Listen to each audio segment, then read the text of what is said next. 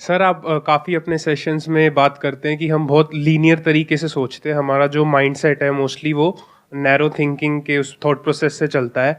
तो मैं ये पूछना चाहता हूँ कि वो कैसे हम अपने जो माइंडसेट को ऐसे कि वो सारे एस्पेक्ट्स देख सके, ऐसे सोचें, और मतलब वो है क्या ब्रॉड माइंडसेट जो सब चीज़ें देख के फिर सिचुएशंस को हैंडल कर पाए। ये क्वेश्चन इंटरेस्टिंग है जो आपने पूछा है कि ऐसा कैसे हो कि हमारी जो थिंकिंग है, जिसको मैं कहता हूं नैरो, पहले तो ये समझना पड़ेगा नैरो थिंकिंग होती क्या है। फिर आप समझ सकते हो कि हर एंगल से सोचने का मतलब क्या है। हम सबकी थिंकिंग का एक सेंटर पॉइंट होता है, दैट इज दी सेल्फ। जब तक आपकी थिंकिंग का सेंटर पॉइंट है मैं, मेरा, मेरे, इसमें क्या क्या आ गया? आपका जो अपना कॉन्सेप्ट है मैं का, वो आ गया। मेरा, ये मेरा है, वो मेरा नहीं है।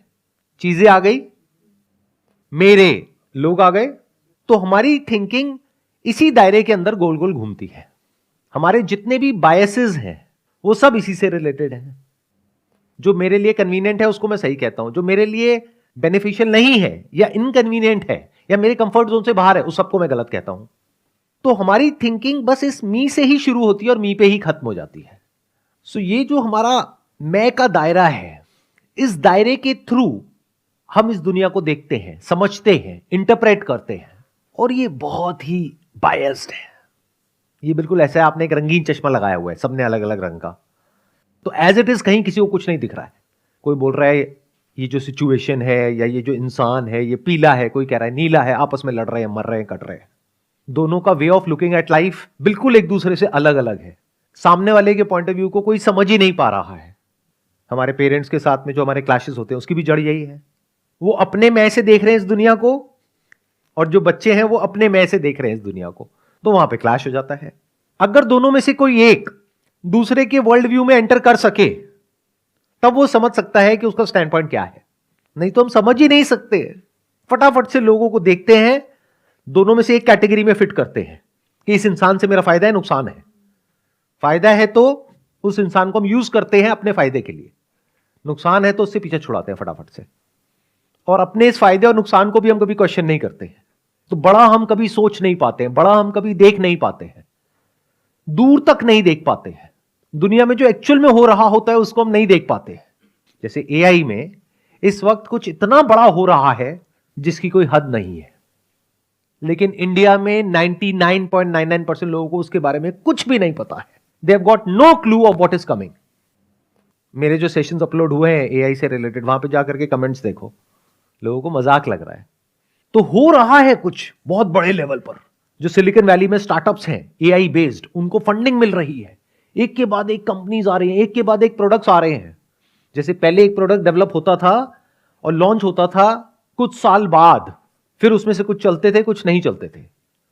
आज कुछ दिनों में लोग लॉन्च कर पा रहे हैं, क्योंकि जो बेसिक इंफ्रा चाहिए होता है मशीन लर्निंग के लिए वो सब रेडी है। उसके ऊपर आप कुछ भी बिल्ड कर दो। एक ने चैट जीपीटी निकाला, एक ने उसी का ऑटो जीपीटी निकाल दिया। तो ये सब क्या है हमें पता ही नहीं है। क्यों? क्योंकि हम अपनी प्रॉब्लम्स में बिजी हैं। तो हम समझ ही नहीं पा रहे कि 2 साल बाद, 5 साल बाद, 10 साल बाद क्या होने वाला है। प्लस आप लोग अगर ध्यान से अपने बिहेवियर को ऑब्जर्व करोगे तो वहां पर आपको बहुत सारे कॉन्ट्रडिक्शंस नजर आएंगे। वो तब देख सकते हो जब इस मैं से आप फ्री हो जाओ। मैं से फ्री होने का तरीका है इस मैं को क्वेश्चन करना पड़ेगा, और कोई तरीका नहीं है। तब आप उसके झूठ को देख सकते हो। बिल्कुल जैसे कि एक भूत होता है, आप में और एक भूत में ज्यादा फर्क नहीं है। मैं आपकी लुक्स के ऊपर टॉन्ट नहीं मार रहा हूं। मैं कह रहा हूं कि मतलब अंदर से आप जिसको मैं बोलते हो, उस मैं में एट अ साइकोलॉजिकल लेवल और एक भूत में कोई फर्क नहीं है। दोनों को क्वेश्चन करो, गायब। और हो सकता है आप क्वेश्चन करो और सिंसियरली करो और फिर उस मैं के झूठ को देख लेते हो। अब आप बैठ करके तसल्ली से इस दुनिया को जैसी है वैसे देख सकते हो, खुद को जैसे हो वैसे देख सकते हो। फालतू की बातें नहीं करोगे फिर। ये जो पूरी दुनिया में होती है, जो भी बातें आप सुबह से रात तक सुनते हो या करते हो, उन सबको क्वेश्चन किया जा सकता है। आपके पैरों के नीचे से जमीन निकल जाएगी। क्या बोल रहे हो सर, हमने तो बुक्स में कुछ और ही पढ़ा है। जो बुक्स में होता है और जो रियलिटी में होता है उसमें जमीन आसमान का फर्क होता है। बट उसको देखने के लिए you have to be free from this concept of self. तब कह सकते हैं कि आपकी विजन बड़ी है। तब आप देख पा रहे हो जो सच है उसको एज इट इज, बिना किसी फिल्टर के, बिना किसी लेयर के। उसमें से 99% बातें आप कह नहीं सकते लोगों को, लोग बर्दाश्त नहीं कर पाएंगे। लोग झूठ में ही जीते हैं और वहीं पे खुश है। वो इसी में खुश है कि व्हाट्सएप पे फॉरवर्ड करते हैं, सच बोलना चाहिए, लालच नहीं करना चाहिए, गुस्सा नहीं करना चाहिए, मन शांत रहना चाहिए। ध्यान से कभी ऑब्जर्व कर लेना, जो सबसे ज्यादा इस तरह के व्हाट्सएप मैसेजेस फॉरवर्ड करते हैं ना लोग, सबसे घटिया वही होते हैं। किसी को बोलना पड़ रहा है कि मैं बहुत ईमानदार हूं, मैं बहुत अच्छा हूं, किसको बोलना पड़ रहा है? जो घटिया है उसी को तो बोलना पड़ रहा है, जो बेईमान है उसी को तो बोलना पड़ रहा है। जो एक्चुअल में ईमानदार होगा वो कभी कहेगा। For example, you are a male, तो आप जाकर के कहोगे कि मैं आदमी हूं, मैं आदमी हूं, मैं आदमी हूं। तो पागल है क्या? समझ गए? सबसे इनसिक्योर वही लोग होते हैं सर मेरे हिसाब से। अब देखो क्या हुआ, आपने कहा कि सबसे इनसिक्योर वही लोग होते हैं, बट वो लोग आपसे और हमसे अलग नहीं है ना। जी आप ही तो वो लोग हो। मतलब यही तो गड़बड़ हो जाती है। हम खुद को हमेशा बचा करके रखते हैं, इसी को नैरो विजन बोलते हैं। हम क्या करते हैं, सोशल मीडिया पे गए, अपनी पूरी भड़ास निकाल दी किसी भी इंसान के ऊपर, तो इतनी घटिया हरकत कैसे कर सकता है, और खुद हम अंदर से ऐसे ही है।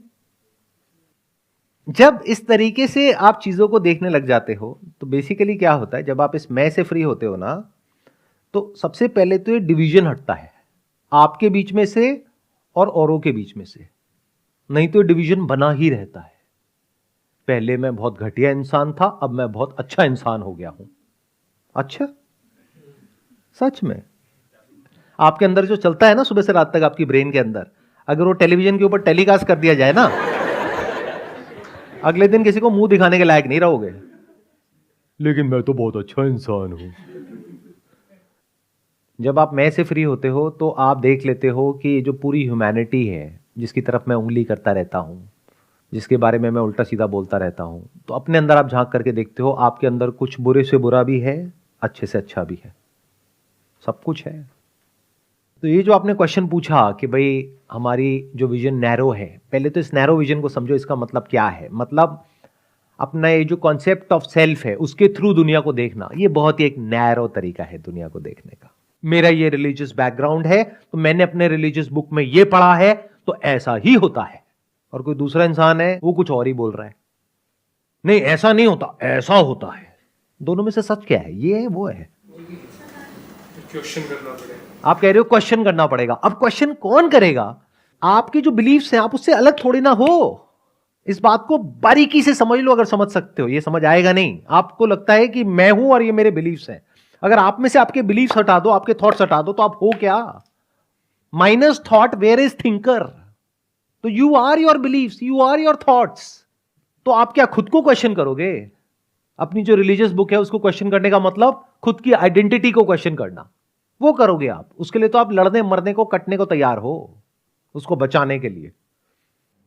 तो एक है बायोलॉजिकल सेल्फ, एक है साइकोलॉजिकल सेल्फ।